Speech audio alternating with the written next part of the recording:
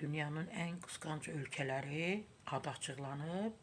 Azərbaycan da var bu ülkeler arasında. Azərbaycan top 10'dadır.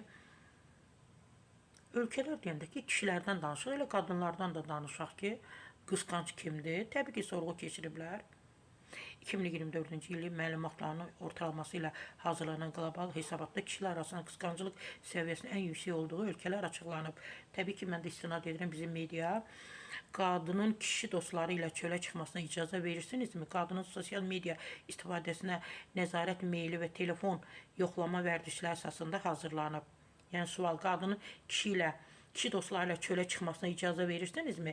Təbii ki, bu da sorğular mediadan keçirilib, telefon vasitəsilə keçirilib.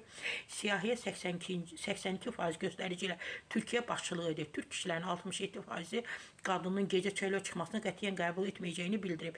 İkinci və üçüncü yerlərdə müvafiq olaraq Səudiyyə Ərəbistanı, Misir qərarlaşıb, Pakistan, Ürdün, İraq, İran, Mərakeş, İndonesiya. Azərbaycan isə 64% nəticə ilə 10-cu yerdə yer alıb. Təbii ki, bu sorğuları kişilərdən keçiriblər. Kişilər razılaşmayıb. Ən çox da mən fikir verdim ki, İslam ölkələri, Ərəb ölkələridir.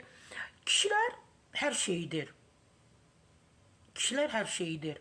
Amma qısqancılığa gələndə görürük də Ərəblər, Pakistanlılar, Türklər, yəni ən çox İslam ölkəsində, müsəlman ölkəsində gələn kişiləri Bakıda görürük ki, nələr edirlər.